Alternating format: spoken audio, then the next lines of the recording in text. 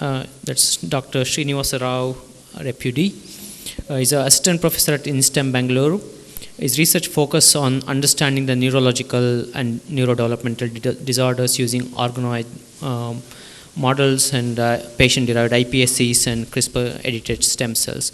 His work also on disease mechanism and potential therapeutic interventions.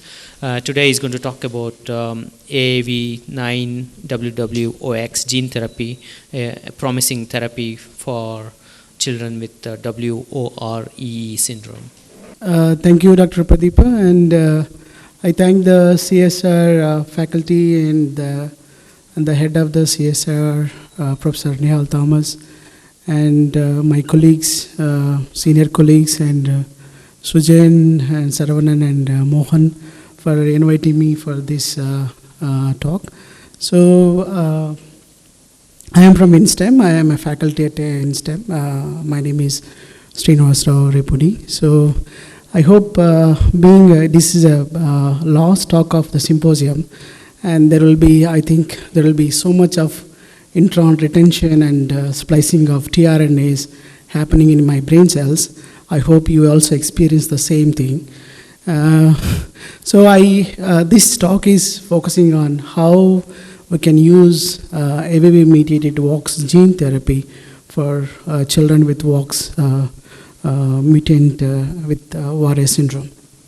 So before going to the detail about how we can use this AAV9 WOX gene therapy, I will introduce about WOX and WOREE syndrome. So the gene is localized at the 16th chromosome. It is called as FRA16D, which is usually deleted in many cancer types. So the function, the gene, this encodes a protein called WW domain containing oxaloreductase. Although it is by name, it suggests that it is an enzyme, but there is no substrate has been found till today. And the internal region of this protein has two WW domains where it interacts with many other proteins and thereby suppress the tumor growth. This is what is known. But if you see the red markings, there is deletions of the gene and the mutations, especially the homozygous deletions and the homozygous mutations causes the WOREE syndrome. So what is WOREE? WOREE is WOX-related epileptic encephalopathy. It is also known as developmental epileptic encephalopathy 28.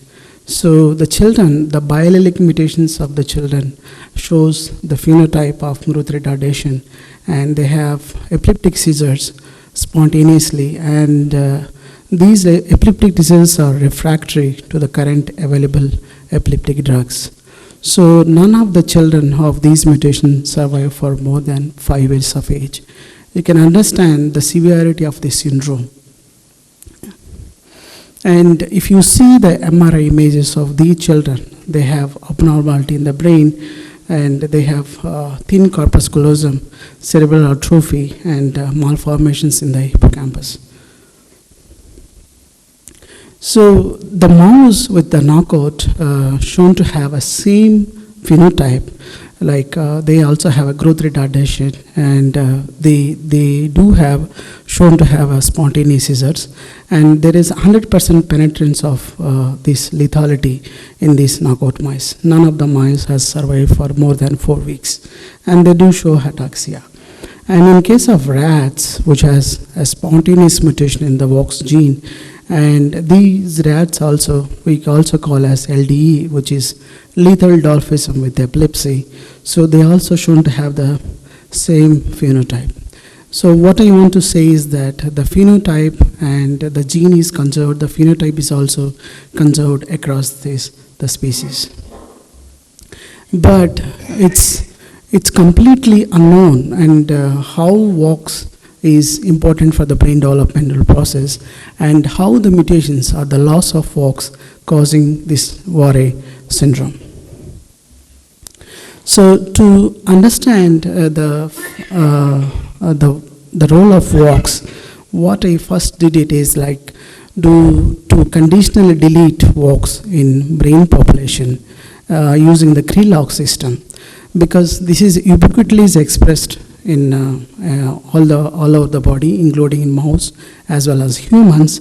I want to understand what is if you delete conditionally only in the brain, and what will be the phenotype.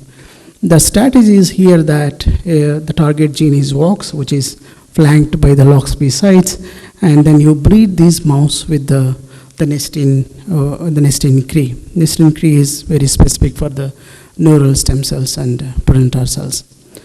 So if you after this, so the homozygous deletion, conditional deletion of this nestin Cree model shown to have the same phenotype like the null mouse. So these nestin Cree knockout model also shown to have a growth retardation. They survive only up to 3 to 4 weeks of age, which is completely recapitulating the phenotype, the whole null mice. So what is it is implicating that? So the phenotype is coming from the brain. It is not coming from any other tissues. We know that neural stem cells, they self-renew, and also they differentiate into other brain cells like neurons, astrocytes, and oligodendrocytes. So if I delete WOX in these neural stem cells, so all these subpopulation or the differentiated population also will not have this gene. I want to know which population type is specifically influencing the phenotype. So in order to conditionally target these population, I have chosen two different Cree drivers, which is synapsin1 for neurons and GFAP and OLIG2 for astrocytes and oligodendrocyte respectively. So when we conditionally delete WOX in the neurons, we can able to see this. Again, this is a homozygous deletion only in the neurons. We can able to recapitulate the nestin Cree and the whole null mouse. And these mouse, they have growth retardation, and they survive only 3 to 4 weeks. And if you delete WOX in astrocytes or in the oligodendrocyte Picker cells, so they don't have any phenotype. That means targeted deletion of WOX in neurons is giving this phenotype. We know that these mice, they're shown to have a spontaneous seizures. So this is called clonic-tonic seizures. It is same thing happens to the children also, and most of the children are completely in the feeding tube, and sometimes due to these epileptic episodes, the mice, even the children also die. So we did electrophysiological recordings to see that hyperexcitability in the brain tissues. So either in vivo by putting the electro probe into the live mouse, and we see that there is a hyperexcitability in the brain region, and also in the slices where you take the brain slices of these mouse, and if you have a single copy of the WOX, the mouse is fine, and even the parents who are heterozygous for this mutation, they are also completely fine. Only the homozygous is a problem here. So you can see that there is epileptic episodes of, we can able to read by electrophysiological recordings. So we went on to understand like what is the phenotype of these brain tissues, and you can see that these brains are hypomyelinated. This is the CNP and MBP are the markers for myelination, and this hypomyelination phenotype is true in all the areas of the brain, throughout the brain areas like cortex, cerebellum, and so on. So I also checked whether what is this phenotype, like why these brain tissues are hypomyelinated. We know that oligodendrocytes myelinate the neurons, and these oligodendrocytes are differentiated from oligodendrocyte Picasso cells, which are in magenta, and the conditional deletion of WOX in the neurons giving the less population, and there is a more population of oligodendrocyte or Picus cells. That means there is some kind of signal that is giving to the oligodendrocyte Picus cells to not to differentiate, which is deregulated with the absence of neural walks. So far what I have explained is that when we conditionally delete WW walks, either in the neural stem cells or in the neurons, you have hyperexcitability in the mouse brain tissues, and also there is a hypomyelination phenotype. This hypomyelination phenotype is morely due to less number of oligodendrocytes and more number of oligodendrocyte precursor cells.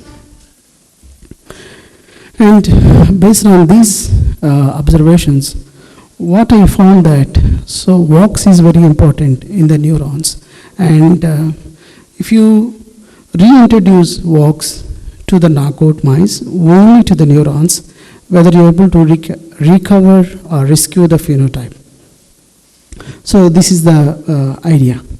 So the rescue plan is that we generate ABV adeno-associated virus. I don't need to explain what is adeno-associated virus for this audience. And our strategy is to put the transgene, either the mouse walks or the human walks, under the promoter of human synapsin 1, because human synapsin 1 expressed only in the neurons, so that the the virus, when it infects, so it will only expressed, the transgene is only expressed in the neurons. And we have chosen to have ABV9 capsid because ABV9 has a high tropism for the neurons. And once this plasmid is packaged into the ABV9, and we selected that injection of this ABV9 at the P0 stage, where you can able to see this intraventricular region, where the P0 to P2 stage, the mice has a capacity to hold up to 2 microliters of volume. So if you inject here in the intracerebroventricular region, so due to the cerebrospinal fluid, so the virus can spread all over the brain tissue, so that we can able to achieve the viral transduction. This is the selection. So after rescuing restoration of walks in the walks null mice, we can able to reverse the phenotype that we are able to see with either with the transgene with the mouse walks or the transgene with the human walks. And you can see that these mouse which are rescued with the transgene expression, they attain the same weight of the wild type mouse by the age of 7 to 8 weeks. And these mice survive for more than 300 days, which means, so of these transgene expression with the ABV9 can able to reverse the phenotype and also able to survive the mouse even like 10 times, so which is otherwise will be dying in 3 to 4 weeks of age. Now we need to be careful that whether the transgene expression is very specific to the neurons or it is leaking to some other cells, where here I am showing the tissues of the cortex and the hippocampus of the mouse, where the neurons are stained in green and the WOX expression is shown in magenta. You can see that the neurons only get the WOX expression. And to rule out that the WOX expression is not there in any other cells, where we stained with the oligodendrocytes with the CC1 positive cells, if you see that these the transgene expressed brains don't have any WOX expression, that means it is exclusively targeting the neurons. And at the early age, or at the later age, and the expression is exclusively present in the brain, but it is not in any other tissues like liver, pancreas, kidney, and other tissues also, even at the early age or at the late stages of the mouse which was rescued. That means that the virus is not leaking to other places, and it is very specific for the neuron. And we evaluated after rescuing whether these mice have epileptic seizures or not. And we did this recordings, so we can able to see either the mouse walks or the human walks can reduce or decreases the hyperexcitability to almost to the normal wild type, and we can able to see this firing. Whenever there is an epileptic episode, there is always a neuroinflammation, which is marked by the elevated expression of astrocytes and microglia. Here, the green and magenta are showing that astrocytes and the microglia respectively. In the knockout, you can able to see that these expression of these astrocytes and microglia are high, but in case of rescued mice, we can able to reverse this. And as we said that the conditional deletion of walks in the neurons have hypomyelination, right? So we also see that the rescued mice with the GAP, this is the knockout. So we see that hypomyelination phenotype all over the brain tissues, either in the cortex or in the hippocampus or in the cerebellum. But the rescued mice have a progression of myelination. That means that it is reversing the hypomyelination phenotype. And we also analyze that how it is reversing the phenotype. If you see that, so this is the oligodendrocyte population, which are shown in green, and you have intrinsic factors that promotes the differentiation of oligodendrocyte precursor cells to mature oligodendrocytes, and these mature oligodendrocytes, they myelinate the neurons. And there is intrinsic factors and also neuron-derived factors that regulate the entire maturation process. And if you see that in the knockout, they have less number of oligodendrocytes and more number of oligodendrocyte precursor cells, but in the rescued mice, these oligodendrocytes are more.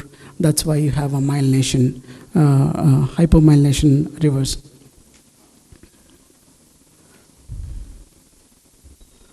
So by staining, maybe we can able to say that there is hypomyelination or reverse of myelination, but electron microscopy is the gold standard technique to see how much myelin thickness and how many axons are myelinated. To see that we took the corpus callosum where you have fibers of the neurons which are myelinated, and if you see that the rescued mice have more myelinated neurons compared to the control with the GAP. And there are more myelinated neurons, and you have a more thickness of this myelin and compared to the knockout which is received with the empty vector. And it is also true the optic nerve. Optic nerve also we did for them electron microscopy analysis. We see that there is more number of unmyelinated and less number of myelinated neurons in the knockout with the GAP, where the rescued mice with the mouse walks shown to have more myelinated as well as more thickness of the myelin. We also did some behavioral studies on these mouse to see how the human restoration of human walks, how it reverses the phenotype. If you happen to see that this is the hand clamp, a very normal test to see the motor coordination.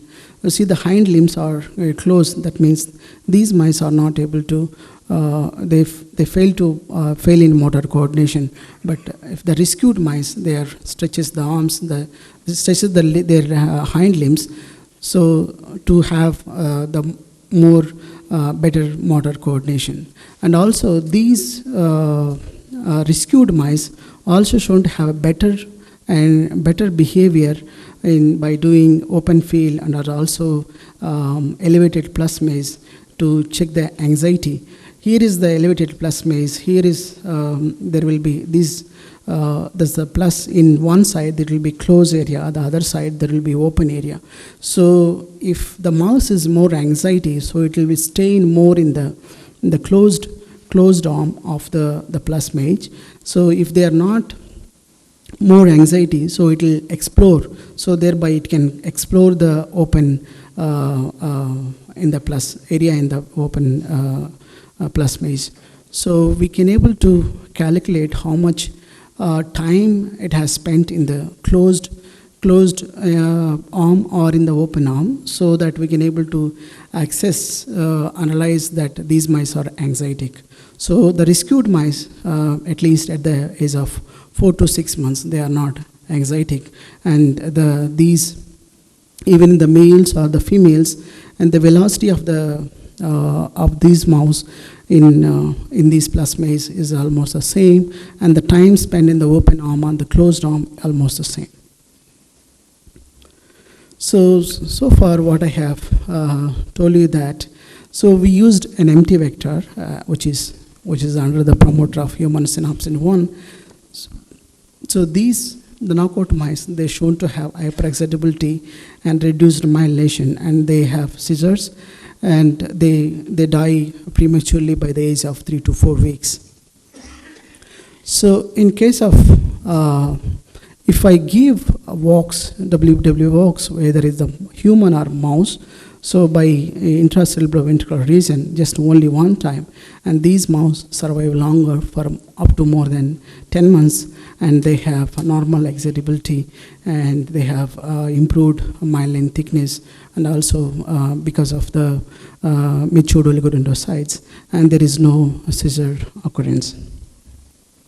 So this, since the children don't have any treatment, and the current epileptic drugs are not able to cure any of the children, so we have patented this technique, and Mazi Therapeutics has taken for the license, and Ultragenics is a gene therapy company, has taken over this license for the clinical trial. So for toxicity and tolerability, this virus has been tested in monkeys, giving different doses, and there we don't find any toxicity, and hopefully it can be given to the children in the near future. So Vox Foundation is founded by one of the father from Australia, where he has a kid who suffering with the disease right after the birth, and in 2015 there was a first discovery of this Vox syndrome. Now there are more than 250 children has been found, and you can see that we can also find a child from our country as well.